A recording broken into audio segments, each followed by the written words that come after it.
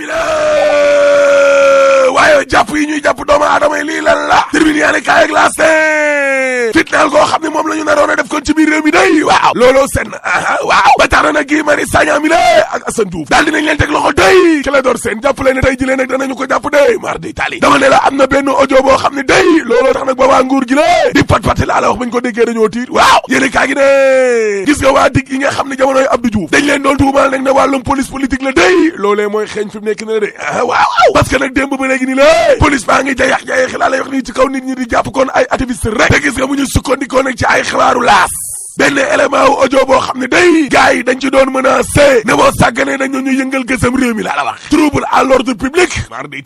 tali waaw loolee nag moo sabab kon ñu daal di leen teg loxo ni lée enquête yéene kaa ne Guy Marius Sagna day ak Assane Diouf waaw daal dina ñuy fanaan nag seen guddi gu njëkk kon laa lay wax nii ca diggale l'observateur ne benn plan day la gars yi laloon ngir manifestation yoo xam ne kon ci diwaanu Dakar Ndiaye Diop gi la naroon naa doy waar waaye waa di day faxas nañu loolee nga xam ne moom la gars yi naroon laa la wax Clédor Sène waaw ala xam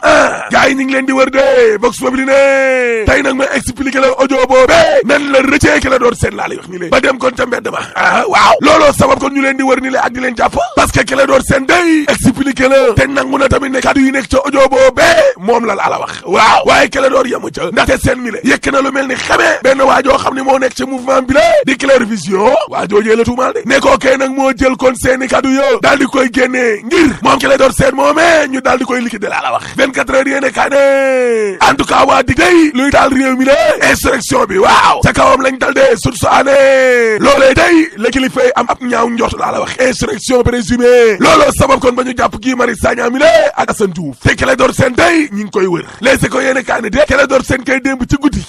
daal dinay xamle ne police nga këram te gars yi danañu ko jàpp tey ji la ci fajar gi laa la wax tribune yéene kaa ne waa dig yemuñ ca dee déedéet parce que nag dem nañu kon ca université Cheikh Anta Diop bu Ndakaaru gala nga xam ne dañu faa jëlee ay cours ay jaasi ay mbolde ak ay barre de fer allahu akbar évidence yéene kaa ne étudiants yi nekk ca Pastef tey ak waa FRAPP waaw Alioune Sall la ñu tuumaal laa la wax rako Macky Sall bi la ñu tuumaal parce que Moustapha Sano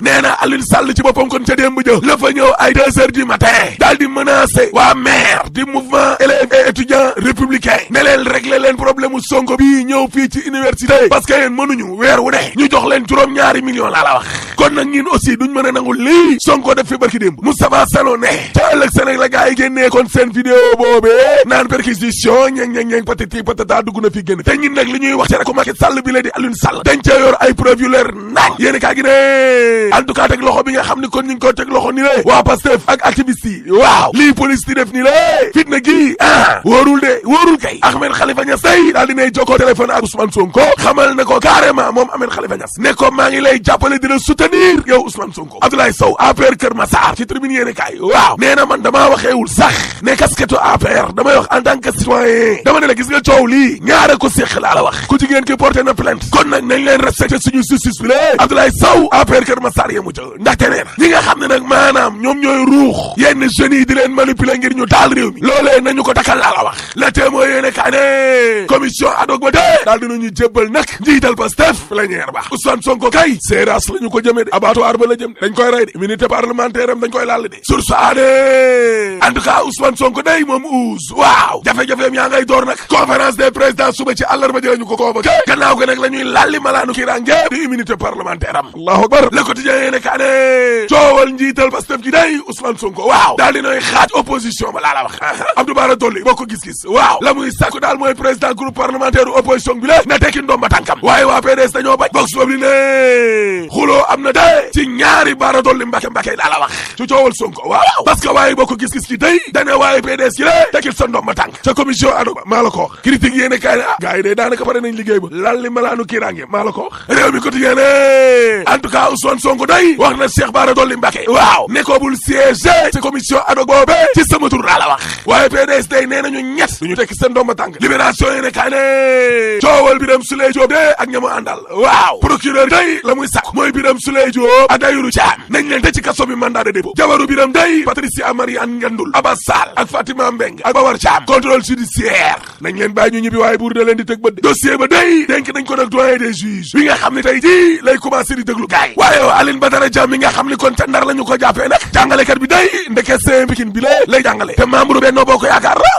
en tout cas fekk nañ ci ay bagaasam day montage bi ñu defal kon maître Dior Diagne muy tagg tamit Pape Alé Niang ci téléphone am lañ ko fekk tribune yéene kaay ak Sur Quotidien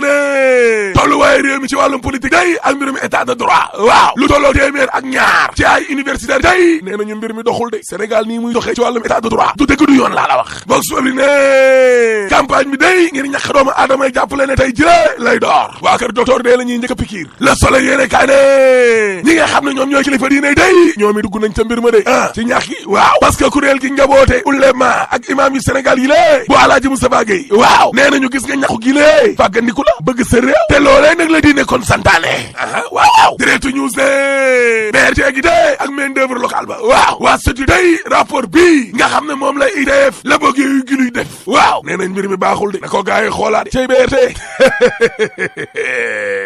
yow xanaa balaa nga naan BRT ne TER gi train express régional bi balaa nga naan BRT xanaa nga ne coowal pétrole bi nañ ko leeral pétrole bi moom ak lu muy yàgg